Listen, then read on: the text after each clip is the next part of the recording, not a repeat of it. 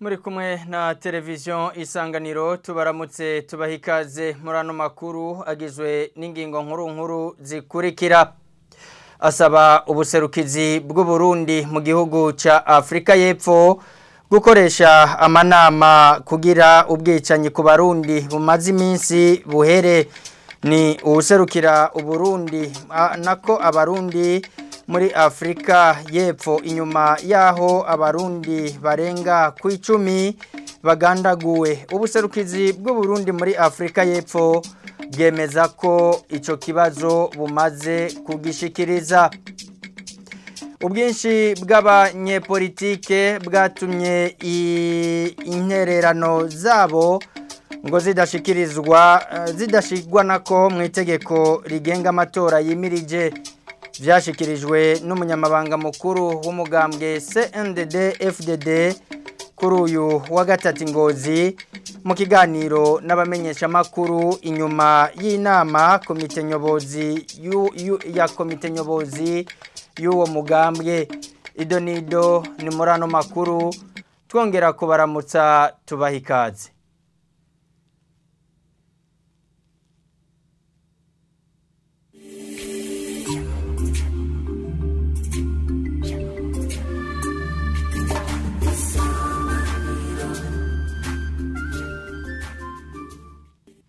Amakuru yacu tuyatangurire mu gisata ca politike. Abanyepolitike bashikirije intererano zabo ntizishigwe mu itegeko rigenga amatora yimirije mu Burundi ngo vyatumwe nuko bari benshi ivyiyumviro vyabo navyo bikaba bitari gukwigwa muri iryo tegeko.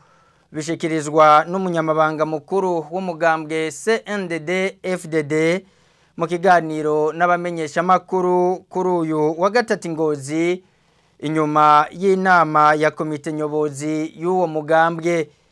Kubijanye n'abavuga ko umugambwe CNDD-FDD ari wo buri nyuma y'ibibazo bivugwa mu mugambwe CNL, Reverien Ndikuriyo arabihakana. Iyi nkuru ni ya Jean-Marie Vianney Ngendakumana.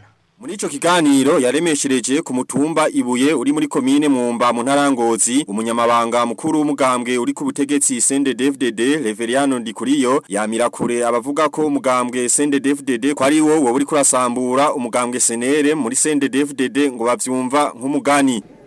Twegerero nk'ivyo tuvyumva nk'umugani kubera twe muri CNDD-FDD kongere irakorana igatora umunyamabanga mukuru hanyuma kagenda agatora uwundi twege iyo ni cyakura ndogo. Sinzi rero abandi ko iyo bakuye umukuru babasambuye umugambwe sinabimenye je ndeka nzobaza buke mugabo senere ntiyasambuze kabisa. Na mbere narumvise agize ko bagize umengo ikorera kaminuza ngaye Ngozi byo gushaha inzego ntibasambutse vraiment. None CNDD-FDD uvuga ngo wagiye ngo gusambura umugambwe. CNDD-FDD ni umugambwe ukomeye. Uyu mugambo urakomeye.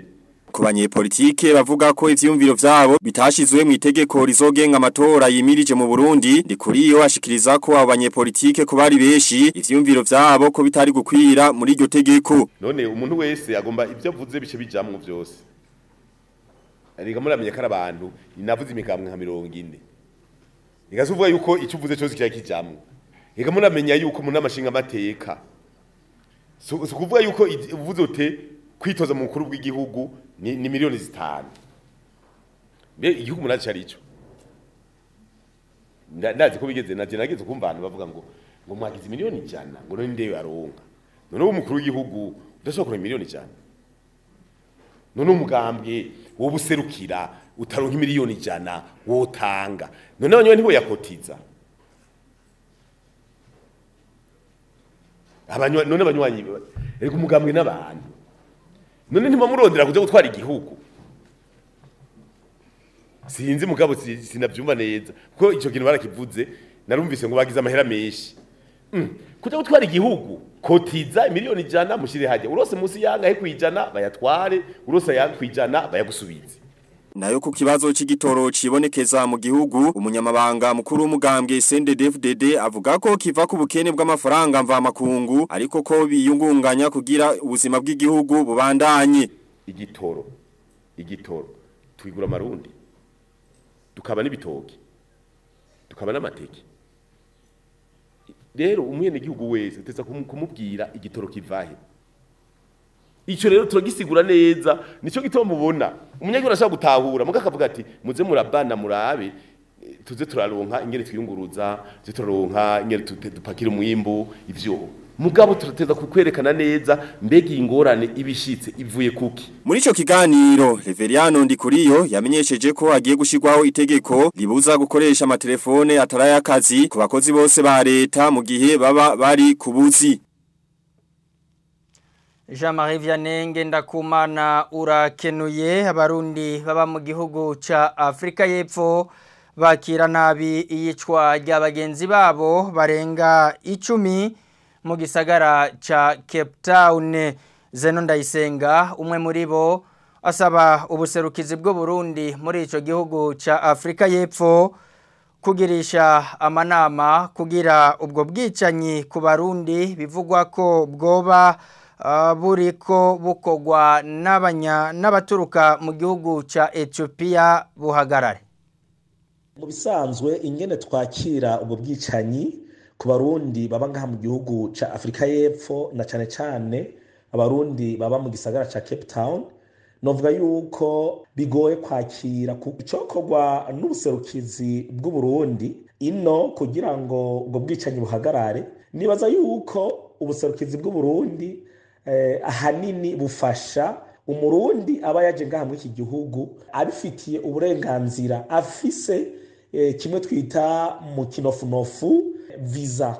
Rero abenshi mwabanye abantu bishwe usanga ari abarundi binjiye ngaha mu nzira atarekuwe n'amategeko batagira izo mpapuro zibarekurira kwinjira muri iki gihugu, ukaje usanga ni bake cyane bafise impapuro zibarekurira kuba ngaha muri iki gihugu. Ikindi nuko abenshi muri bo usanga n'uwinanase ngo arondere cyangombwa usanga ari umurundi yasa n'uwasavye ubuhungiro akacaba ino rero ari nk'impunzi. Muri ico gihe usanga ambasade atacishobora kumufasha kubera ambasade ifasha abantu bakoresha amaviza gusa.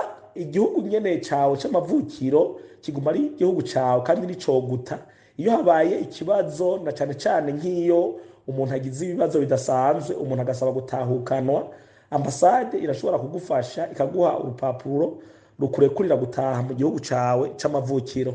Ico umuntu yohanura abarundi baza kurondera ubuzima ngaha mu gihugu ca Afrika y'Epfo nuko bo kwinanata bakarondera impapuro zibarekurira kuza kuba muri iki gihugu. Twarumvise nk'abajya baheruka gupfa nk'akarorero biravugwa yuko bohoba batishwe n'abantu bo muri Afrika y'Epfo, ahubwo hari ugwikwekwe ruvuga yuko abo babica ngo boba araba Ethiopia. Hari numvise ivuga yuko hari umurundi yoba yarishe mu Ethiopia hanyuma amaze kumwisha aba Ethiopia nabo baca barashavura, bashavuye baca bavuga yuko nabo bazokwihora. Mu kiringo gitoyi rero niho haciye hafa abarundi ku bwinshi, kandi bavuga yuko atari ibintu bigomba guhagarara ubuvuba bwango. Ariko nizera yuko habaye amanama ahuza ivyo bihugu bibiri hari ikizere yuko ubwo bwicanyi bwoshobora kugabanuka. Zeno Ndayisenga aserukira abarundi baba mu gihugu ca Afrika y'Epfo. Hagati aho userukira Uburundi muri ico gihugu ca Afrika y'Epfo aremeza ubwo bwicanyi bumaze guhitana abarundi 12 kuva mu mpera z'ukwezi guheze kwa Ntwarante. Ambassadeur Alexis Bukuru avuga ko ubwo bwicanyi bufatiye ku matati ajanye n'ubudandaji hagati y'abarundi, abanya-Ethiopia, abanya-Somalia hamwe kandi n'abarundi. Akavuga ko ico kibazo bamaze kugishikiriza leta ya Afrika y'Epfo hamwe kandi na leta y'u Burundi kugira gitoregwe umuti.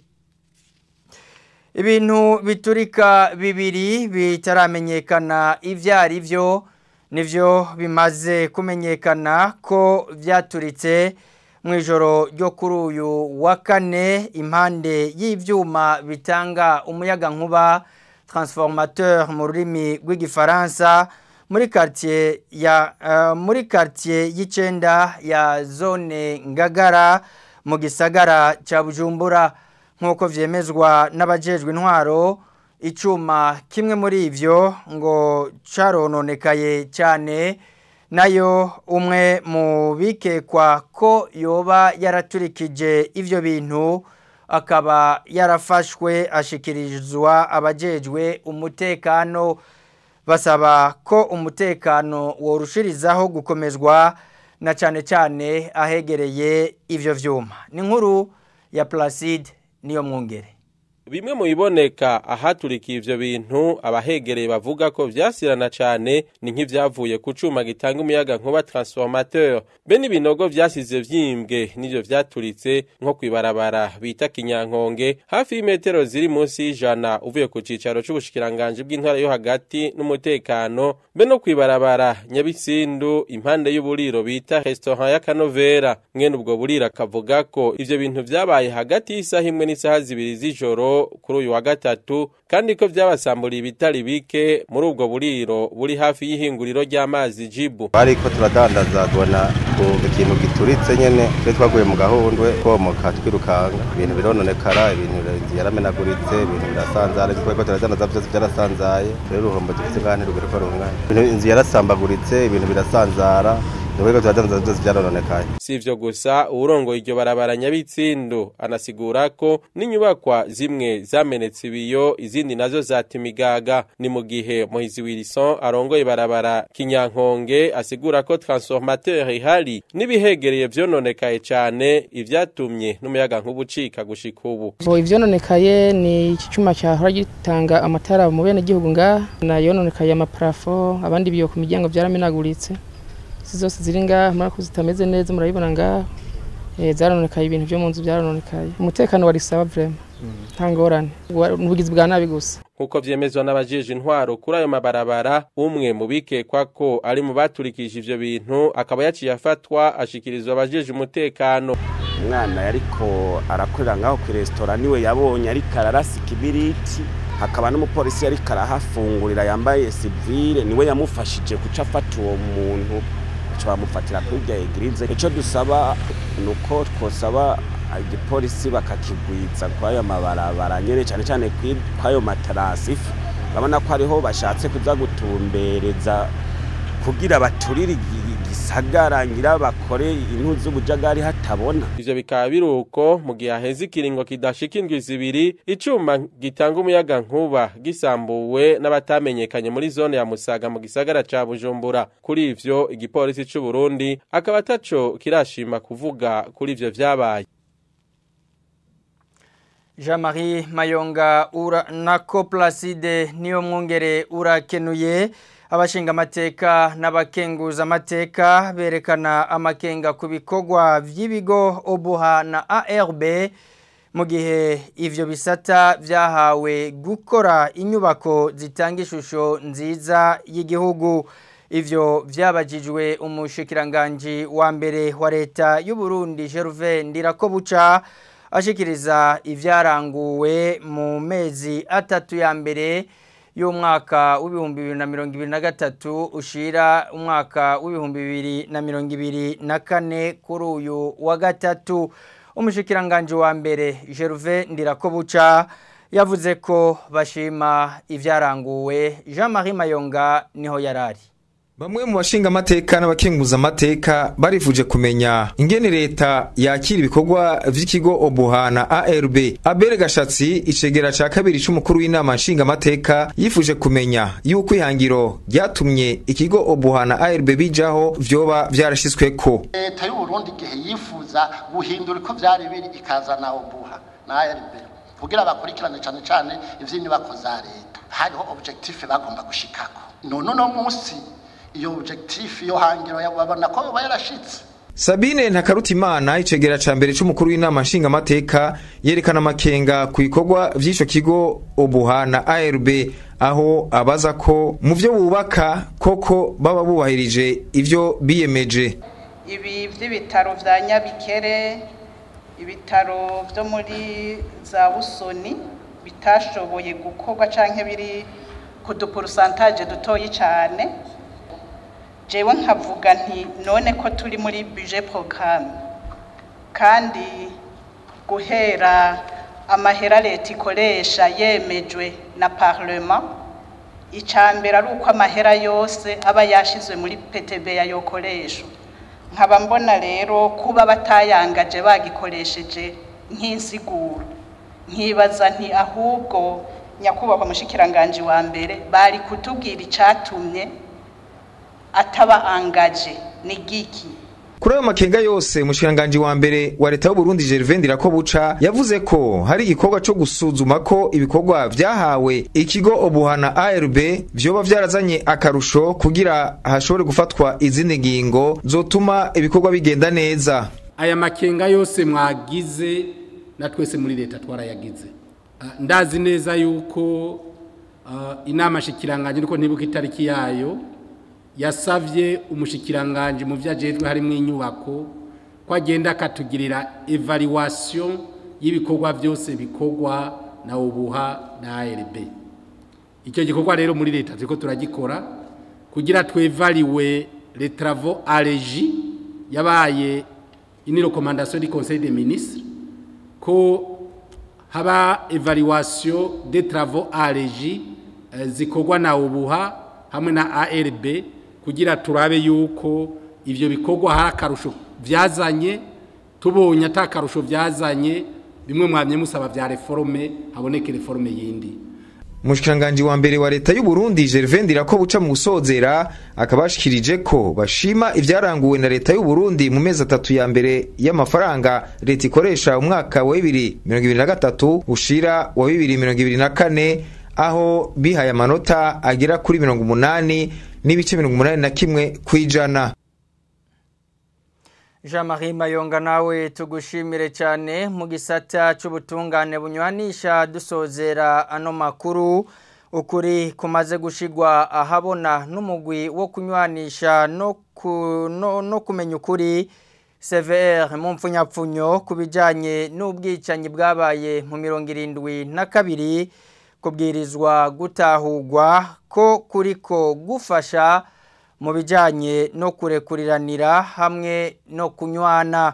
Mu kiganiro c'uwo mugwi kuri uyu wa kane Pierre Claver Ndayicariye arongoye CVR amenyesha ko amatohoza uwo mugwi wakoze ku bwicanyi bwo mu myaka yo mu 1972 no mu 1973 atanga umuco kubivugwa ko ari ibinyoma. Burundi iyo hageze muri ibi bihe by'ukwezi kwa Ndamukiza twumva tukongera tukabona abantu umengo ntibatekanye, hariho nubwo habamo ibihuha byinshi. Iyo byatanguye nyuma y'umwaka w'1972 ku ntwaro ya Repubulika ya mbere birabandanya no kuri Repubulika ya kabiri. Abari bakoze ico gihe baribuka ko canazira gucisha mu kanwa igiharuro 72. Hari mbere n'abagicurika mu kukivuga bagaca bacita 27. Ivyo byarabandanije gushika naho Burundi iyo tariki ya 29 Ndamukiza yegereje hari abantu bagira ubwoba. Mu byo tumaze gutohoza mu Bisebere twasanze hari mbere amashure yisumbuye afise abanyeshure baba mu ndaro baca bababuza abo banyeshure gucarukira inyuma y'ishure gusohoka, barabuza gusohoka. Hari n'intara zimwe nko mu buraruko bushira urengero iyo hageze inyogerekerezo y'uwa 29 Ndamukiza abantu baho bamwe biharangura imitwe, abandi bakaja mu nzuzi nk'abagiye guca ku mazi. Hari n'ahandi nko mu rumanuko bw'igihugu abantu bahunga mw'ijoro mu gutinya ibitero batazi iyo bizanana. Icyatangaza ni uko hari aho abahutu n'abatutsi bahurira mu ishyamba cyangwa mu mwonga iyo bagiye kwiyegeza. Erega n'ubu kuri bamwe umenga imitima ntiraja hamwe neza iyo hageze iryo gerekerezo ry'uwa 19 Ndamukiza, bamwe baja mu misa kwibuka Ntare wa gatanu umwami wa nyuma w'Uburundi, abandi bagatunganya ibiganiro, abandi bagahurira ahandi. Nico cadutumye twebwe mu Mugwisebere twumva ko dukwiye kugira ijambo dushikirije muri ino minsi. Aha niho duciye dusozerera amakuru twari twabateguriye. Mwakoze kuba mwayakurikiye, mubandanye muryoherwa n'ibiganiro vya televiziyo Isanganiro.